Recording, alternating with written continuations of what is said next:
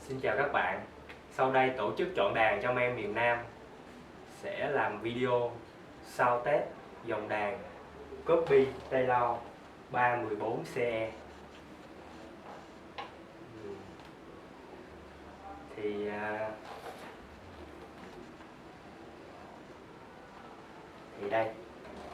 đây là cây đàn Copy Taylor 314 CE của chúng ta. Thì thật ra cây này không phải là đợt đầu tiên mình lên. Cây này đã có mặt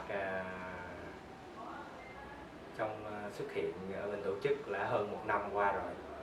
Thì để làm được một cây Copy Taylor như thế này thì thứ nhất là mình cần một bản vẽ về cái dàn nang, dàn khung của cây đàn. Thì cái dàn nang là cái gì? Thì đó là những cái đây là những cái thanh nang, nó gọi là expression ở dưới phần mặt, và những cái nang phần hông và dàn khung cố định ở mặt sau thì nó sẽ cấu tạo nên cây đàn. Thì cái dàn nang và dàn khung thì nó giống như là cái bộ máy của một chiếc xe vậy, thì nó được ví như vậy. Và tất cả các thông số từ bề rộng, cực đại, scale length, cần, phím các thứ thì đều được đo đạc rất kỹ từ cây 314 CE mẫu. Thì sau đây xin mời bạn Huy test cây Copy Taylor 314 CE phiên bản thường. Đây mình sẽ đánh một bản style bài Endless.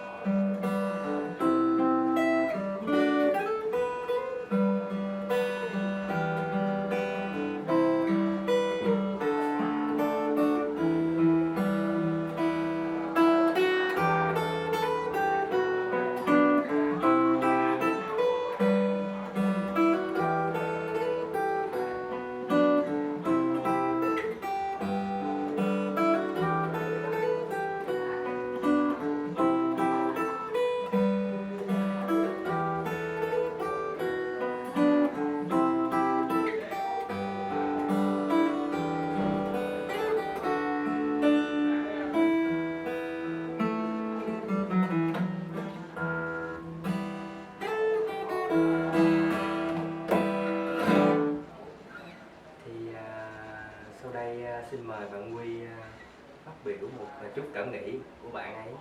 Thì theo mình thì cái cây Copy 314 xe này đánh thiên style khá là hay. Thì nó có các thông số gỗ nó phù hợp với cái loại chiếc thiên style, tiếng nó dày, rồi âm thì nó tương đối là thiên về âm mic, rồi một số kỹ thuật phiên style chẳng hạn như slapping thì nó sẽ nghe rất là rõ.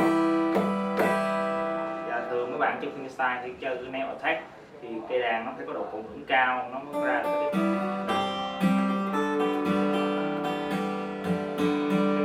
cái tiếng bung đó thì khó, thường ít cây đàn nào nó làm được cái tiếng bung vậy.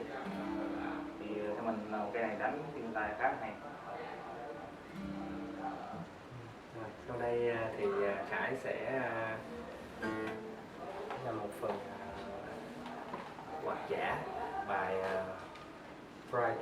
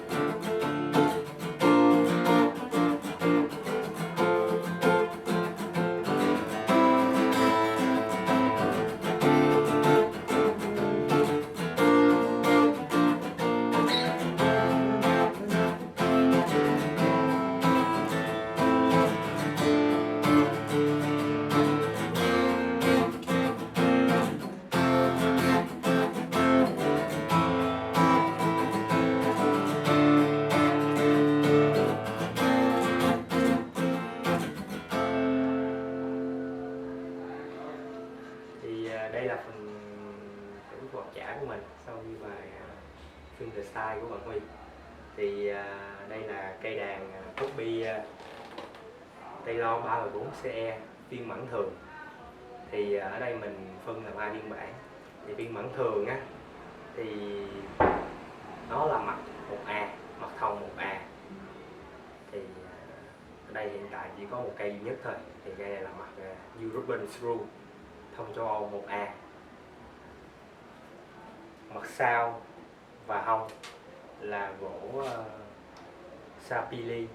Thì cái bài viết về giới thiệu về dòng gỗ Sapili thì mình đã viết trên chế tác cách đây gần 2 năm. Thì các bạn có thể lên đó search và đón theo dõi. Thì cần là gỗ thao lao, mặt phím là gỗ gõ twist con ngựa, gỗ cẩm chỉ. Ngoài ra là đây là những thanh fret đều được đóng rất kỹ. Đây là tất cả các thanh fret này là đều ép, ép bằng máy đã đều thẳng. Và riêng cái thanh fret này không một bộ nó là đã hơn 300.000, cũng rất là giá trị của những cái so với những cái đàn mà sử dụng phím lô. Thì phím lô là cái phím gì thì cũng giải thích luôn, là nó thành từng cuộn rất dài, cuộn có thể lên tới hình như là em nhớ là cũng phải 100 mét. Thì nó cắt từ từ ra, cắt xong rồi đóng vô. Còn không cái này là tất cả đều ví dụ phím 1 là sẽ đóng như đây từ 1 và tới phím thứ 21. Đây là tất cả dàn phím mình đều nhập khẩu Đài Loan về. Nên vì thế là cái đàn này action nó cũng rất chuẩn. Action là từ khoảng 3 ly 3, ở trên là khoảng 3 ly 3, ở dưới là 2 ly đến 2 ly 1. Bây giờ mình xin test tiếp tục đàn copy Taylor phiên bản đặc biệt. Thì xem các bạn có sự nhận xét khách quan thì cái phiên bản đặc biệt nó khác gì phiên bản thường. Thì phiên bản đặc biệt thì đây là phiên bản đặc biệt mặt Siska Blues 3. Ở sau thì cũng là gỗ Sapili, nhưng mà riêng cây này không biết sao được cái miếng gỗ Sapili 3A luôn, coi như 2 mặt 3A luôn. Chứ thường đằng sau này thường là 2A thôi, cây này là được 3A. Xin thông báo là cây này cũng có chủ rồi. Mời bạn Huy test Fingerstyle. Thì cái đặc điểm của mặt European mình thì làm nhiều loại gỗ đáp ứng được nhiều phân khúc khác nhau. Thì mặt European thì gỗ nó sẽ mềm, tiếng nó sẽ ngọt ngào, nó ấm. Còn mặt Sitka thì thường tiếng đanh. Mời các bạn thưởng thức.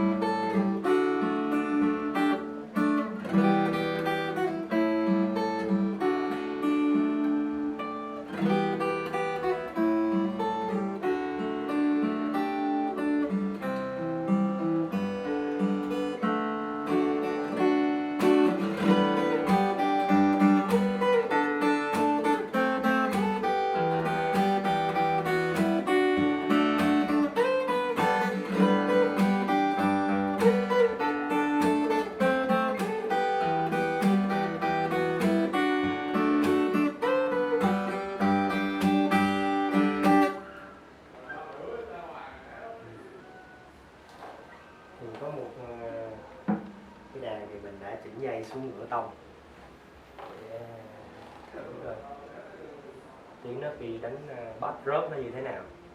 thì mình sẽ chơi bài Still Loving You của nhóm Scorpion. Thì bài này vừa có kỹ thuật pen, kỹ thuật rải và solo clip. Thì theo phần thông số dáng Grand Metronome thì mình viết trên cái bài các đặc tính của dáng đàn thông dụng từ Việt Nam, thì khi sử dụng cái pick này thì dòng đàn copy Taylor 3 của 4CE sẽ đạt được cái cảnh giới cao nhất, đó là thang điểm 10 cho phần đánh phím, solo phím.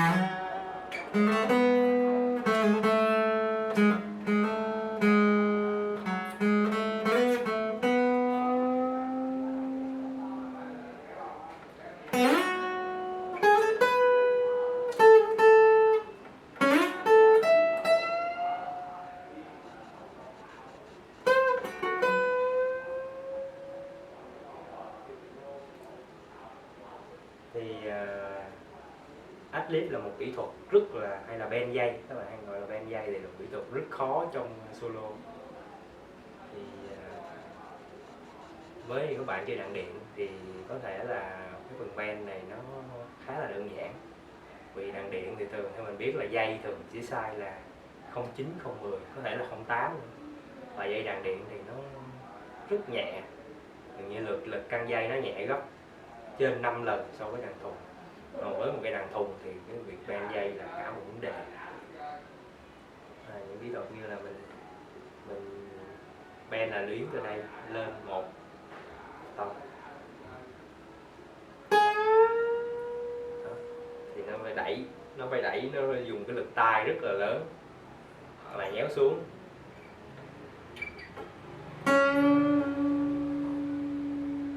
Thậm chí là những cái phím này có thể là nó rung.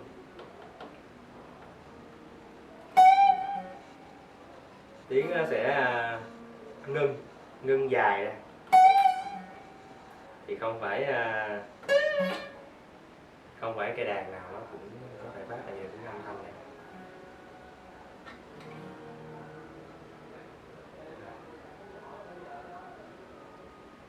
Và để thử cái đàn thì nhiều bạn có thể là ABC để thử đàn, có thể là họ sẽ đánh ở 3 ngăn đầu đàn thôi, nhưng mà với một nhạc công, một thử thẩm định viên chuyên nghiệp thì họ sẽ thử từ trên xuống dưới. Đây, thử chạy solo, thử bài Switch on My.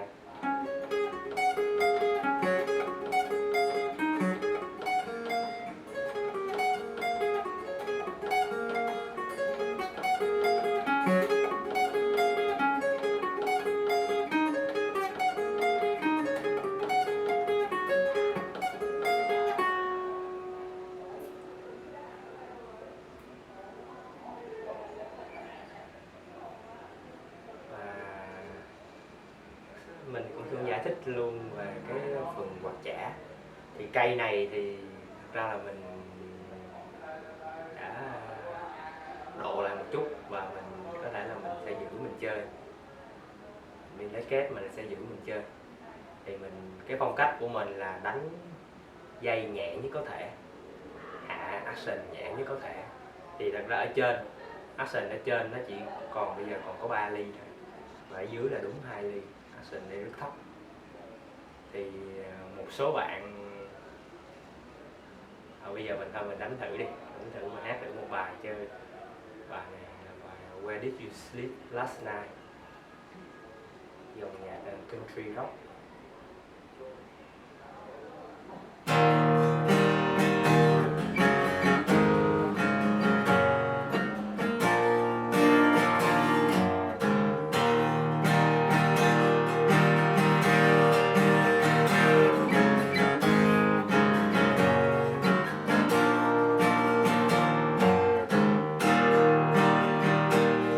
My girl, don't lie to me. Tell me, where did you sleep last night? In the pine, where the sun don't ever shine. I shiver the whole night.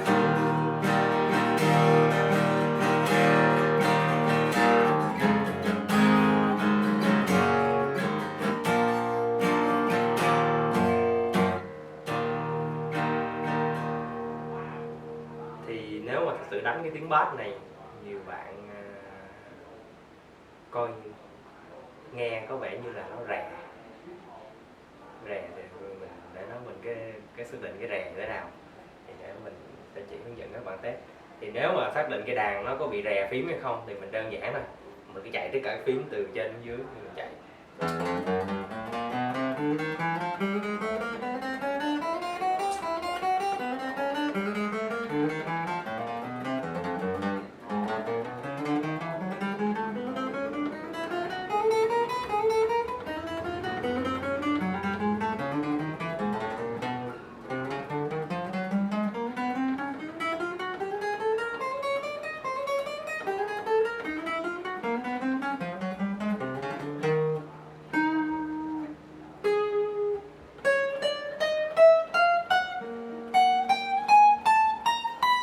Tới đây luôn, mà nó cũng rất là bình thường, nó không hề rè. Dù dây là mình hạ xuống nửa tông rồi đó, chứ không phải mình căng dây bình thường đó, mà nó không rè, đó là ok. Còn thực ra cái tiếng giống như cái tiếng quạt chả, như cái tiếng cái bài mình vừa đánh.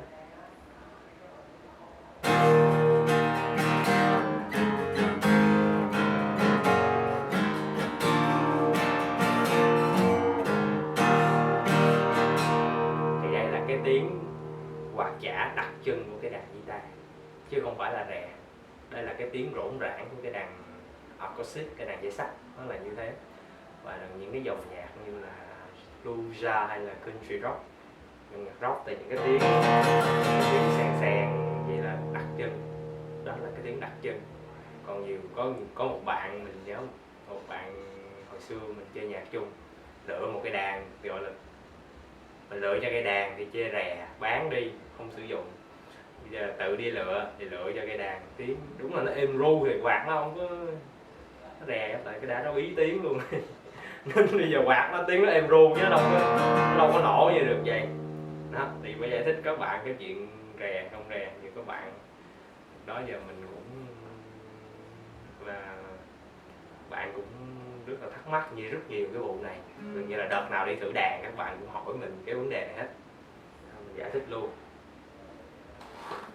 Còn cái đàn copy Taylor cuối cùng thôi mình test luôn đi. Đợt này ra có 4 cây nha. Đây, người ta có 4 cây.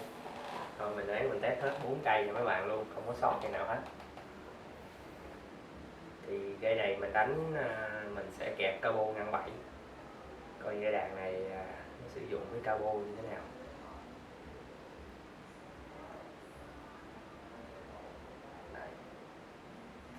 Sử dụng cabo thì thật sự là có nhiều cái đàn đánh bình thường hay, nhưng mà khi kẹp cabo bạn thấy cái cần, nhất là cái bề dày của cần nó sẽ thiết kế không chuẩn, thì khi kẹp cabo nó sẽ bị rè một số dây. Dùng cho chơi cabo Mỹ thì nó cũng rè, nó gây sự khó chịu, đặc biệt là những cái dây bass. Và khi kẹp cabo đây thì lên đến ngăn 7 thì nó sẽ lên tông, và những cái đàn âm thanh nó không chuẩn thì khi mình đánh ở đây nó sẽ bị sai âm vực. Cái lỗi này là rất nhiều cái đàn Việt Nam bị, kể cả những cái đàn 10 mấy 20 triệu cũng không ngoại lệ.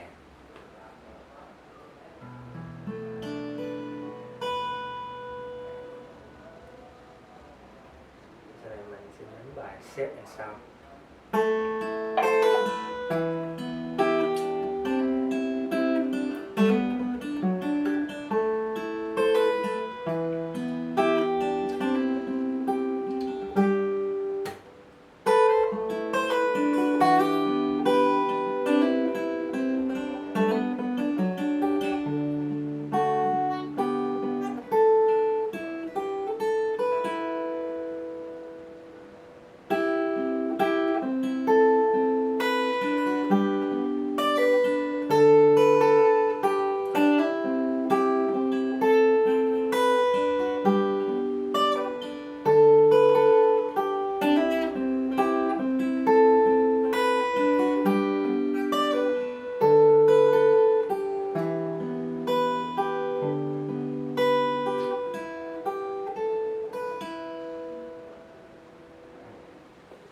Thì đây cũng là phần thử cuối cùng và là cái đàn cuối cùng mình đã đánh hết 4 cây.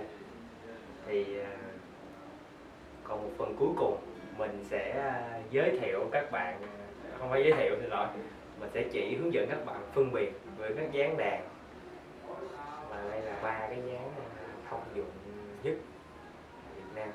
Thì vào ghi nếu như mình cây Copy Martin DC-4 đây, Copy Martin DC-4 thì thôi bây giờ thử coi so sánh coi nó khác gì nhau không. Tại vì hôm bữa mình viết cái bài các dáng đàn thông dụng Việt Nam thì bạn nói ủa cái dáng GA nó cũng giống dáng D, mà dáng D nó cũng giống dáng Ren Concert, thì Concert nó cũng giống dáng OM, nhìn hồi không biết dáng nào phân biệt, không biết cái phân biệt sao hết. Thì đó, mình thấy cái dáng D thì nó, cái scale lên thì nó bằng nhau, đây là 54,5 cm, đây từ đây tới đầu cần 14,5 cm.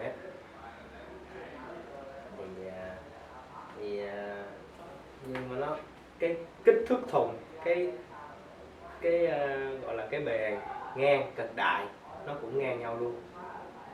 Nhưng mà cái khác, cái dáng GA nó sẽ dài đòn hơn, nó dài đòn hơn một tí mà nó sẽ thắt eo số 8 ở đây. Ở chỗ này bạn thấy là rất là nhỏ, thấy không?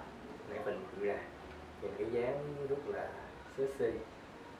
Thì đặc biệt là các bạn nữ thì mình đi người đàn ông nữ mình sẽ lựa cho các bạn những cái hoặc là dáng GA hoặc là một cái dáng Ren Concert.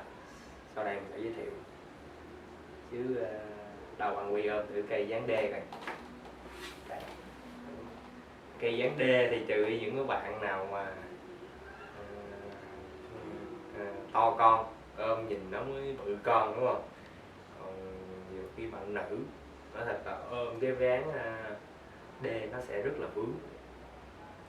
Thứ nhất là không phải nói không nói vậy chứ nó sẽ bị vướng cái phần ngực, nó sẽ bị cứng. Và thứ hai là cái cùi chỏ. Tại phần nữ thì cái khung vai thường nó sẽ nhỏ hơn nam, không thể nào mà ôm vừa ván D, không thể nào ngồi như vậy á. Ngồi như nam được thì mình sẽ những dáng nhỏ như dáng GA. Còn dáng D thì nó gọi là dáng full size rồi, dáng tiêu chuẩn. Vì cầm mình lấy cái dáng Ren Concert.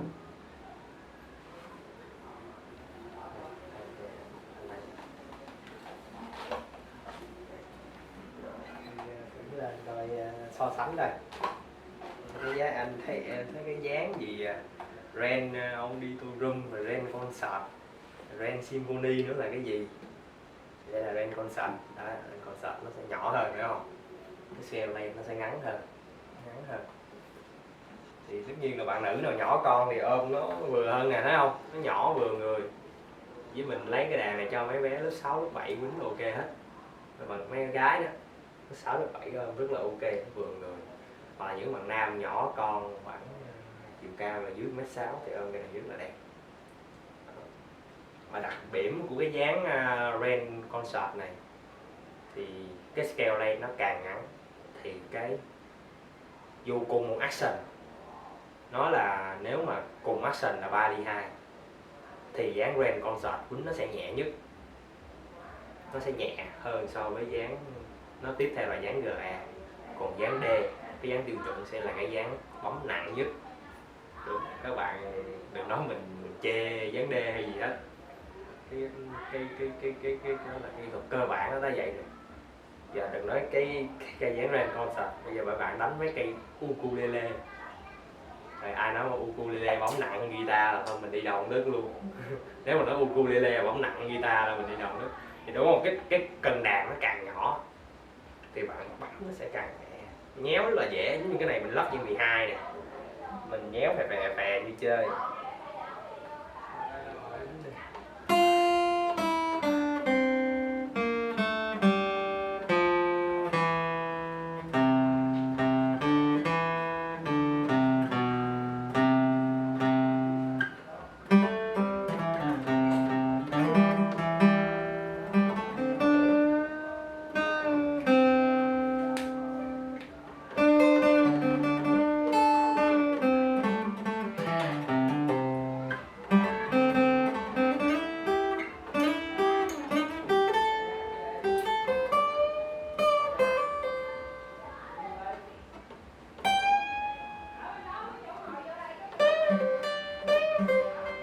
Này là lắp dây 12, dây Hàn Quốc chứ không phải dây Mỹ, nhưng mà nhéo rất là sướng, nhéo là đã. Chứ còn bây giờ mà đưa cây copy Martin DJ4 không cách nào gắn như 12, không cách nào mình nhéo dùm cho các bạn được hết. Đó, trợ lý đất nhéo nhéo cũng không nổi rồi. Con này rất là nhẹ nhàng, rất là nhẹ nhàng. Đó, thì tại sao các bạn đánh những cái dáng này thì nó nhẹ tay, đặc biệt là cái dàn nữ thì thường mình sẽ tư vấn, một là lấy cây dáng Ren Concert, hai là dáng dáng D. Thì video sau Tết thì đến đây xin kết thúc. Xin chào và hẹn gặp lại các bạn. Hy vọng các bạn sẽ tiếp tục ủng hộ những video tiếp theo của tổ chức chọn đàn trong em miền Nam. Đừng quên like và share với bạn bè các video và hình ảnh của tổ chức. Cảm ơn các bạn.